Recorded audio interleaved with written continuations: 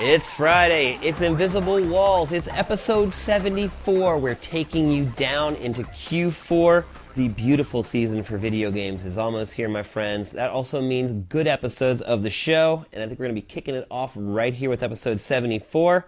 Sitting to my left is Marcus Beer, fellow accused homophobe, apparently, right? That's right. Apparently, you and I are homophobes for what we said about GTA being a man's game last week.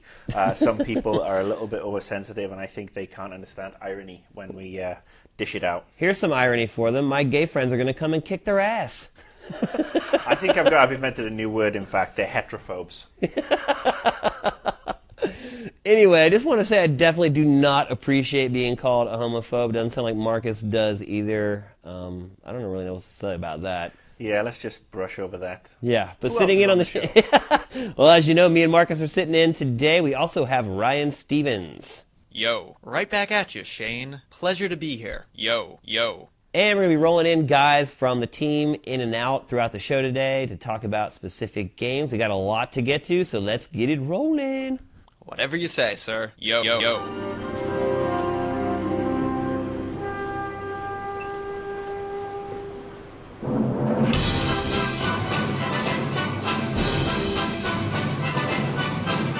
Mr. Bloodworth, fresh off the plane from Japan, you've probably lived a certain point in time twice today.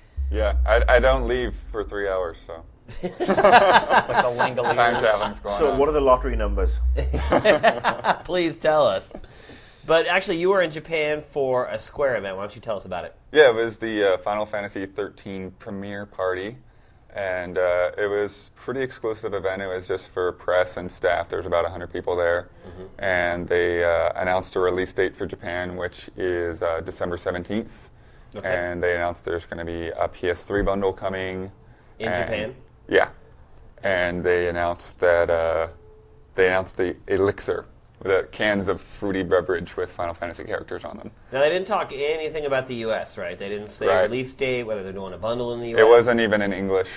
I pretty much had to surmise what I could from words I recognized and a sheet they gave us at the end. No little gestures. translator machines, none of that. Nothing like that, No no. subtitles? No. But there was an awesome, 15 or 20 minute long orchestral performance. Cool. With songs from the game, as well as they revealed the pop singer that's singing the theme song, and she did a performance there as well.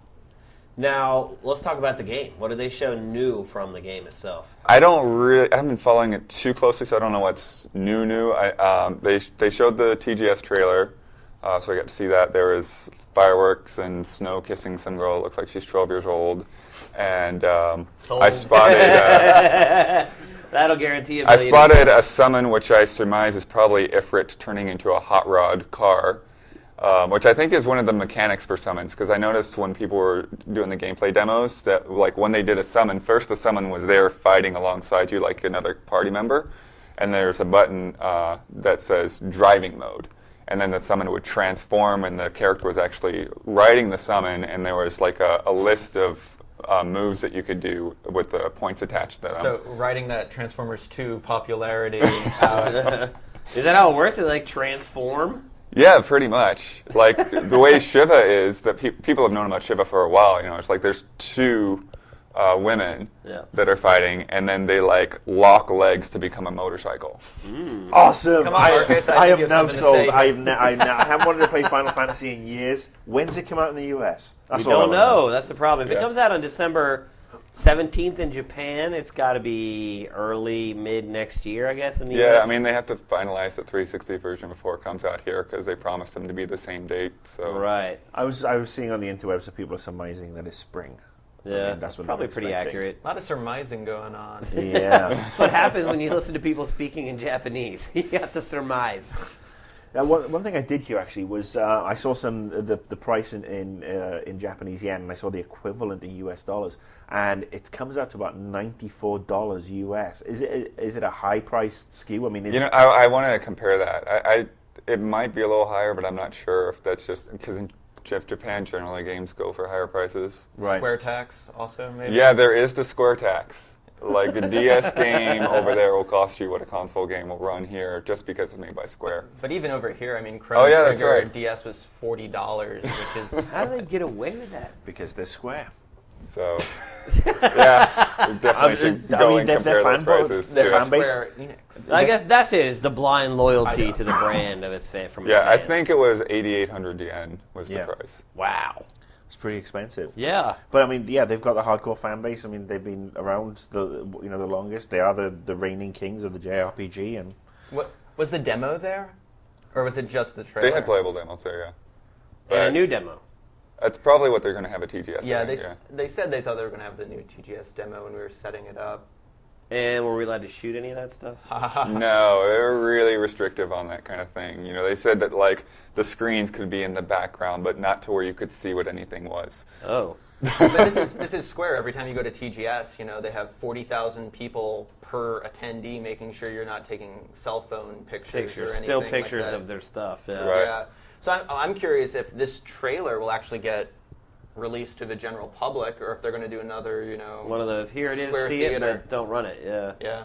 I think it'll probably be up right before TGS on the website. How long was it? If you had to hazard a guess. It was a longer If you could trailer. surmise. Yeah, probably a 3 to 4 minutes. They Sounds ran cool. through a good chunk of the Wow. theme song in there. And it was gameplay and CG, or Both. A lot of story points that look like they're probably closer to the end of the game, but you know how those games are. Sometimes you think you're at the end of it, you're halfway. So after going to this event, are you more excited for Final Fantasy 13? Yeah, I mean, I think, you know, probably most excited I've been for a Final Fantasy game for a while. That's good. Yeah, it looks really good. Cool. Well, thank you for coming in after your long trip. We really appreciate it. Now go home and go to bed. Hey, where you going? Date with the Fal'Cie. What? You gonna ask it for help? I'm not just gonna stand here and wait around. What? Lightning. Muramasa, you dirty dog. The game is finally here. We covered the hell out of it on the site. Had lots of exclusive trailers for the game. Mike D, you reviewed it for GT. What do you think, man? It's pretty good. Pretty solid game. I know we had our debates back at E3 about it. I think it still stands on its own 2 feet. Might have been a little overhyped, but basically, the game it's a really good hack and slash game. It's refined combat, even though it's very simple. It's getting a lot of comparisons to games like Metroid and Castlevania. It's structured loosely like that, but it's more linear than that. There's a lot of on-screen icons that tell you where to go rather than just trying to explore, so it cuts back on the exploration aspect a little bit. I think that it's priced at a full price for a game. I personally would pay that much for it. I think for most Would you tell one of our viewers standing in front of you with the $50 in his hand to go With to what- the counter and pay $50 for it? just comparing it to existing Wii software, yes, with what's out there. So here's my thing. If it's like Metroid or it's like Castlevania, why would I spend $50 to buy this game when I could go on to the Virtual Console and buy a classic for $5? I mean, that's a valid argument. I would actually say there are a few games on Virtual Console that are worth that $5, and you easily pass over Muramasa. But I still think Muramasa is one of the better action games out there with the current, Wii. For the Wii. Right. But my personal opinion is why it justifies itself is in the combat itself. Even though I said it's a relatively simple, it relies a lot on actual execution. It's not just random button mashing. It feels very smooth and fluid. It's No, at first it's pretty. You can get through. yeah, the with very that. beginning, it throws remedial enemies. You just push the button over and over just to get used to the time and the slashing effects. But later on, they level up with you. They get more difficult. They do more moves to you. You got to learn to parry, dodge, jump, all that stuff. And if you don't do it, you're gonna get your sword will shatter. You'll be defenseless, and you're gonna get your ass handed to you, basically. And I feel that part, when the combat is running on all cylinders at that part of the game, it feels really good and it's really fun. And very few games have that fast-paced action where you feel like you're just kicking ass, and it's so awesome. Now, Marcus, you've been playing it for the last couple of days. How do you feel about it? First of all, this is the first game that's encouraged me to literally dust off my Wii, because I pulled my Wii out of the cupboard and it was covered in cat X. My cat had been sleeping on it. Excuse me. Had a lot of fun with it, especially the combat. Like Mike said, the combat is a boatload of fun. There is something very, very satisfying about pulling off your first 140, 150 move combo. I mean, especially on the earlier levels, it's a lot easier because you can actually gimp them a little by hitting the dead bodies while they're still in the air. Combat's a lot of fun. The fact you've got all these different swords and you can forge new swords. You collect all the souls. There's the learning to cook mini section out of it. What about the breaking swords? Because there have been games in the past, like I remember Dark Cloud had breaking swords in it, and you get so into a combo that you wouldn't sort of comprehend the cue that your sword's about to break. You break it, you can never get it back. It's very easy to change your swords. It's one button click. You carry 3 swords at any one time. It's one click, and if your sword's actually powered up, correctly with the soul power, it will unleash this magnificent explosion of moves, and it'll probably finish off all the enemies on the screen for you. And you can actually do it and not break combo because you don't lose the combo until the numbers fade off the side of the screen. So it's a little bit generous with that. That all said, for a $50 game in this day and age, I don't think it brings enough to the table. I will say, no multiplayer, no co-op. There is no multiplayer. There is no co-op. I would say it's a No very leaderboards online to compare your skills. There is no online component. It's a very retro game in a lot of aspects, and I will say, and please don't take this as a slight to Nintendo users, because I love my Super NES. It felt like a Super NES game. This could have been 15 years ago. I could have been sitting at home. Which brings us full circle back to the Virtual Console, buying a game for $5 versus buying this for $50. Yeah, I think there's a good few Virtual Console games that are actually really, really good. If this was a $24.99 game, I would say without a doubt people should get it, and they'll have a lot of fun with it. And one of the downsides is traipsing back and forth across the. There's a lot of repetition going back and forth across the screen. Whether you're like Mike, you just beaten up a bad guy, and you still have to go back across 12 screens, or you're like me and you're running around in circles like a idiot. So yeah, there's that repetition. I would say this game's a rent. I would rent it and spend 3-4 days, or if it's on GameFly, whatever, a week, however long, just play it and then get it out, because it's not really something that I think is going to enhance your library moving forward. But it's still It's almost a better game for the DS, isn't it? I don't. Oh, if you want to lose all that visual fidelity that you Do achieve. you really though? I mean, the DS is a pretty powerful 2D machine. It is, but I don't think.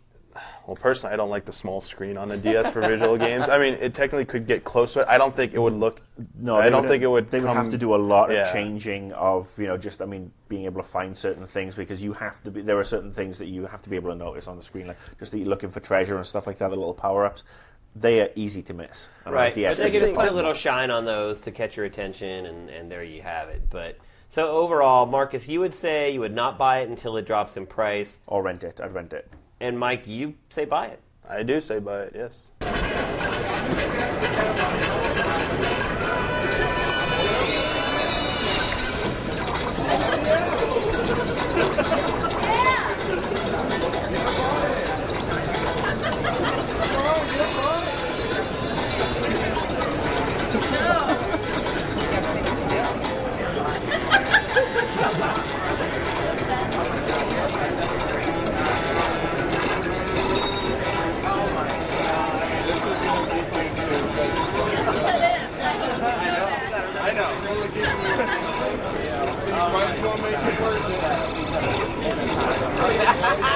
All right, fresh back from PAX is Rich Brown. Probably recognize his voice from our GT Countdown videos and some other stuff he does.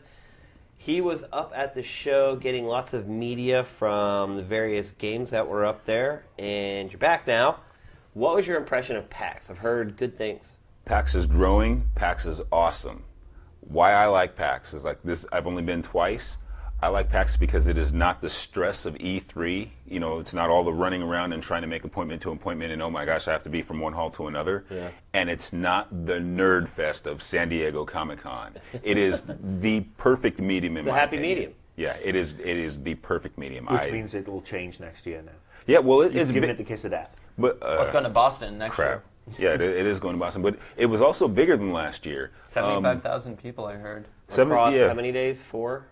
It's- 3? Was Three? it? I think it's 4. Yeah. I wasn't there for however long it was. I wasn't there for every day. I was there for 3 days. Let's talk about, what games were there? Yeah, let's People talk like about to hear games. about games. Indie game Shank, awesome 2D side scroller. We have gameplay Shank. of it. Yes, it's called Shank. It's made by Klee or Klei.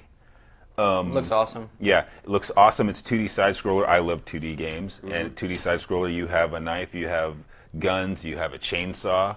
I don't know much about the story. I just know what I played, I loved. What I saw, I loved. We have a trailer. We have the gameplay on the site right now. Now, this show was, I mean, to be fair, it was a lot of hangovers from Gamescom and E3, right? A lot of the Yes. same builds that were at the But it's, Yes. but it's for the public. But it's for the public. It's the Right. first, it's the, Don- it's the first North American public show. Dante's Inferno, playable to the public on the show floor. Comic-Con had that, though. It did? Yeah. Okay, I didn't see But it like at Mass Comic-Con. Effect 2. Yeah, just Mass letting Effect 2 playable the on the rabble show play floor. it. Yeah. That's cool. EA had Dead Space Extraction was on the floor. Need for Speed Nitro, Need for Speed Nitro and Need for Speed Shift were on the floor. Saboteur was on the floor. Army of Two was on the floor. Playable to the public. No More Heroes 2, Wow. playable to That's the public, and I surprising. believe this is the first time. Yeah. And it was playable to the public. Let me see, Avatar, James Cameron's Avatar. Playable for the public. Wow. And plus, they had a presentation, but yeah, these publishers, they're supporting the show. They're not holding back. And there's a lot of indie games there that were, that had awesome concepts that were, what were they called? The PAX 10 for like top 10 indie games as voted on by the IDGF or the IGDF. Now, what were people really talking about at the show? What would you say was the game of the show based upon the buzz? Oh, wow. Because this is great. This is the first Yeah. time you get to see the public's response to all the we've been talking about for Right. the last the 8 public months. the public was hoarding towards Mass Effect 2. And plus Mass Effect 2 wasn't a prime spot because as soon as you walked into the main floor, Mass Effect 2 was right in front of you. So right away it was that the public was going ballistic over the Splinter Cell Conviction demo. Just the demo, just the onstage, hey, this is Splinter Cell Conviction, just that. Was it the same demo we've seen like Yes, 5 times already? same demo, and then of course Blizzard being there, public went nuts over Cataclysm and StarCraft 2.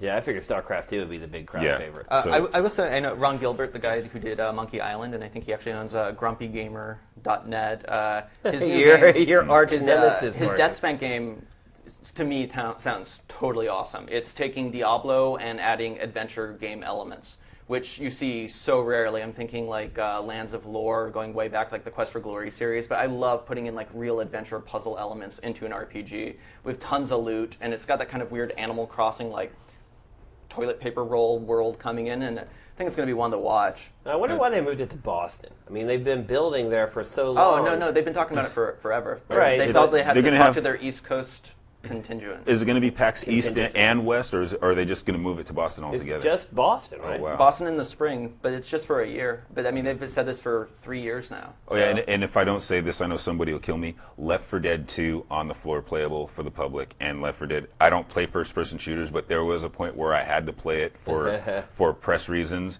and I had a good time. And I Did you didn't. get sick? Did the jockey jump on you and yeah. steer you around? Dude, the jockey jumped on me and Jockey looks took me awesome. right to a witch, man. And then so the jockey's on me. It's like resist the jockey. And then the jockey takes me to the witch. You startled the witch. Here comes the horde. It was a great combo. But I normally don't play first-person shooters, so I did start feeling a little woozy. But by that time, I was either dead or we made it to the end of the level, so it was fine. So, would you go to PAX on your own if you weren't going? Absolutely. Really? Absolutely. What would you do when you went there, Rich?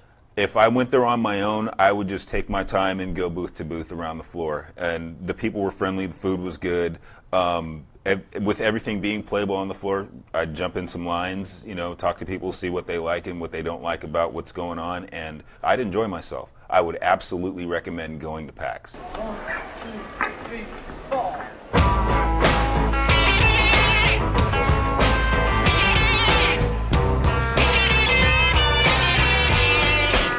All right, now we brought on Miguel Lopez, who is the person who reviewed Rock Band Beatles for us. And we're going to go into a little discussion of Rock Band Beatles. I don't know if I want to say versus, but let's say compared to, much more subtle, gentle title, compared to Guitar Hero 5.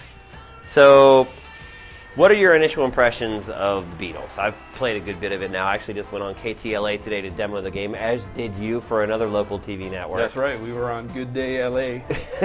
For a very brief appearance, You apparently. were on Fox. I hope you bathed afterwards. No, I did. We thought that the Xbox was going to implode after being in that building. So let's talk about Beatles first, and then we'll talk about Guitar Hero. So what are sort of some of the pros and cons that you see with the Beatles game?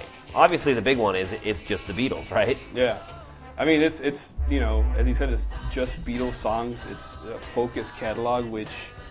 45 tracks, remastered, by the way. Yeah, remastered, well, you know, like totally reverse engineered. They got the people who work at the Apple Core Studio, which is the company that the Beatles started way back when. They basically went through the old recordings and essentially reverse engineered them to isolate all the different sounds that, you know, comprise their music, which is kind of a trip when you consider that most of that stuff was recorded like 40 years ago. Well, didn't they put out a box set today? Because it is 999 today, the Yeah, day. it's digitally remastered. But exactly, Dreamcast, may you rest in peace. But didn't they put out a box set today with all the other stuff that was actually called Beatles Mono? There was Beatles Mono, yeah, because apparently when the Beatles recorded, they favored the sound that they got from mono. You know, to the degree that after they recorded the mono mix, they basically left the studio and let the engineers do what they will With the stereo version. With the stereo version, yeah. So, you know, I've never heard it. I am a Beatles fan. I'm like super into them, but you know, people say that it's like an entirely different experience to hear it in mono. Like you hear sounds that aren't in the stereo mix at all. Like Wow. some songs. You sound- figured you'd lose sound in the mono mix. Yeah, you know, I'm not too up on the technicalities of it, but apparently, you know, for one day. Mono means one. I know. Yeah, it's one channel. That's what I heard from My Spanish teacher from YouTube. from the water fountain, man, when I drank that from the sick kid. Let's get back to the game.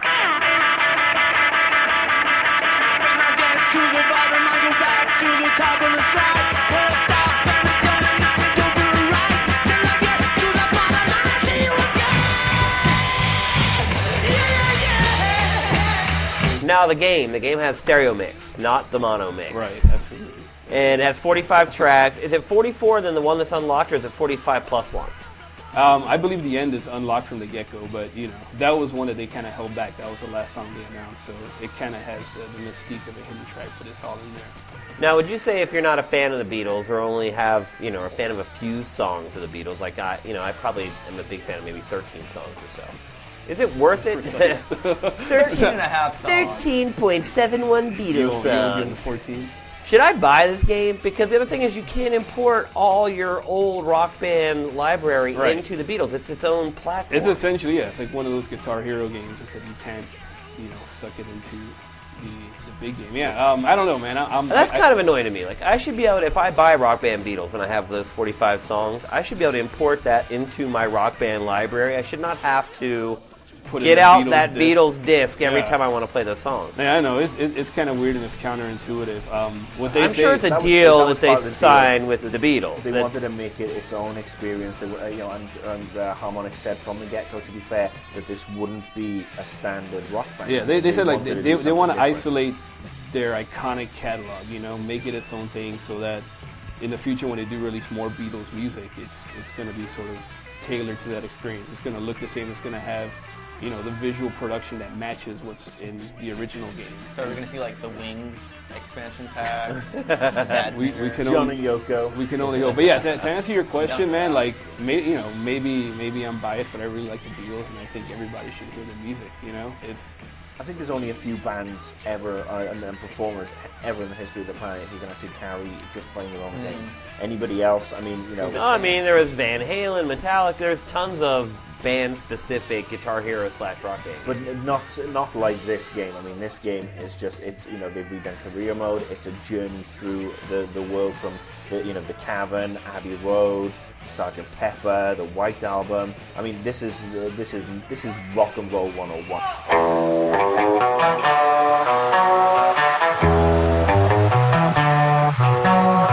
I think if you're a Beatles fan, like, this is freaking heaven, right? Because you get video clips of them that no one's ever seen.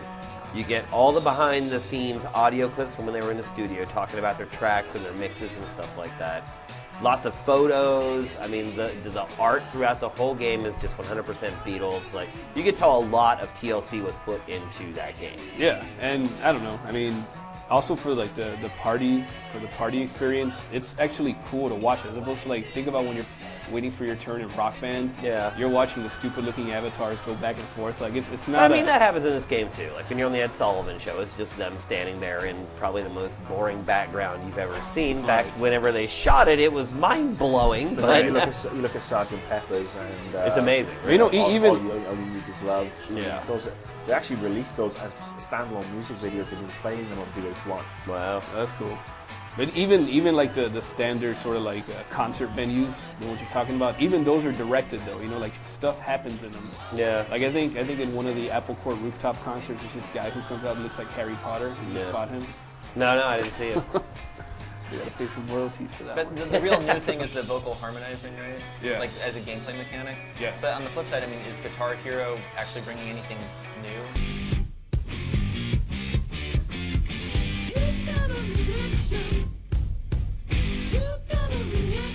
I mean, some more drop-in, drop-out stuff. At Not least really. vocal- They just kind of. vocal I think really what they did with harmonizing's new. Guitar Hero 5 is that they basically listened to all the that people bitched about from World Tour and fixed it. I mean, it's basically drop in, drop out at any time. Everybody can play guitars if they want to. It's a lot more free form and gives you a lot more freedom to play it how you want. And, you know, there's like almost 90 songs in the game. I am a little curious if there's any like secret DLC hooks to go with DJ Hero when DJ Hero is released for Guitar Hero 5. I mean, Well, you know, there is that mode where you can I know it's incorporate on- the guitar. Yeah, but I'm curious if it's going to go the other way as well. I mean, I haven't seen anything in my time spent with I mean, Guitar Hero 5. but- solid song list and everything, but still, it's like, But I can just mean, you got to download figure stuff. for the same price, you're getting double the songs you get with the Beatles. Oh yeah, no, that's Right. true. But But at least the so Beatles the is actually value- doing a couple of new things. But I think the value kind of goes out the window when you consider, you know, for somebody who likes the Beatles gets this game, they're guaranteed to have 45 songs that they want to play. Well, I don't think there's any question. Anyone who likes the Beatles and plays video games, I mean, they're going to get this game. I mean, we don't even. Those people have already bought it by the time they're listening to this. We're talking about the people who are just players like us and who like Rock Band or who like Guitar Hero. And I guess a lot like me. You know, I do like a few Beatles songs. There's some I could do without. Would I pay $60 for 45 of their songs? Probably not. Right. I think about it this way: like when it comes to, you know, the average Rock Band or Guitar Hero release, and you know, I'm sure you feel the same way. Like maybe 15 of those songs are ones that I actually want to play more than That's once. true. You know. Yeah, but then when you bring people over, they enjoy it, and I think you'll get a lot of that with the Beatles. Right. Is My you'll, mom's like, is that Beatles video game tape coming out anytime soon? Yeah. Um, And I think you will get that. I think there are, and I'm in the minority definitely, in not being a Beatles fan. Most people frickin' love the Beatles. What about the Englishman here? Don't call me. He's Welsh. I know. Thank you. But no, I mean, yeah, big fan of the Beatles. He even says it right. Bales. Well, yeah, it's. We got Brandon to do that on the review. I'm excited to play it. I mean, I haven't played it yet. I mean, the last time I saw it was at E3, and I sat down through that presentation, which actually blew me away. Yeah. The Harmonix in-house band are just phenomenal.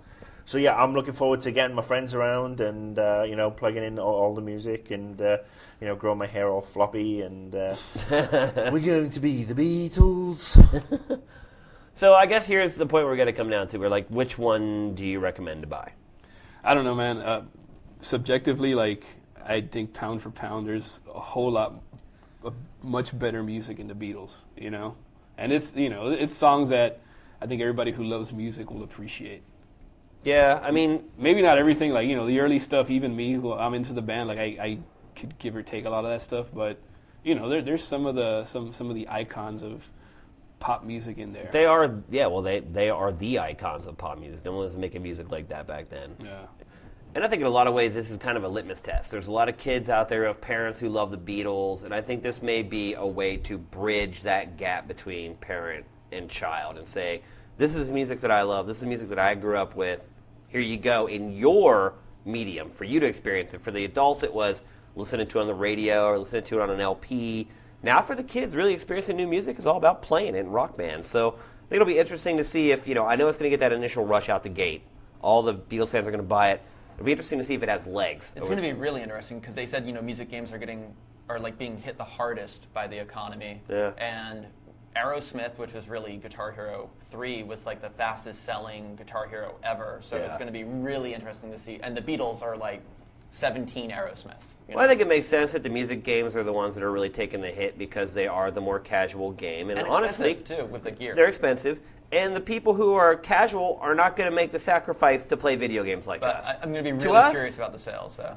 To me, if I had to not go out to dinner one time a week or whatever to have money to buy a game, then I would do it. The casuals don't really do that. Sure. So, and we should also mention that, you know, we are owned by the same company that makes Rock Band. Hopefully you could see that this discussion was completely, you know, unbiased or whatever, but we do need to make that disclaimer that we are owned by MTV, and MTV Games obviously publishes Rock Band. So get that out of the way. I fell into a burning ring of fire. Went down, down, down, and the flames went higher. And it burns, burns, burns, the ring of fire, the ring of fire. All right, that's going to do it for episode 74. Episode 75, what is that? That's like Next week. right, but there's some kind of a connotation. It's not the diamond anniversary. It's the 75th It's a show. platinum. Is it platinum anniversary? I don't know. You're brittle and old and going to die soon anniversary. Yeah, we'll have to figure out some kind of a theme for next week's show. Although we How will about be how talking. the did we Yeah. make it this far? And how about TGS, obviously, which is coming up real soon. Anyway, thanks for watching. Thanks for listening. We will be back next week with another kick-ass episode, and we are just about ready to head off to TGS. So lots of good stuff on the way. Sayonara. Invisible Walls. Peace out.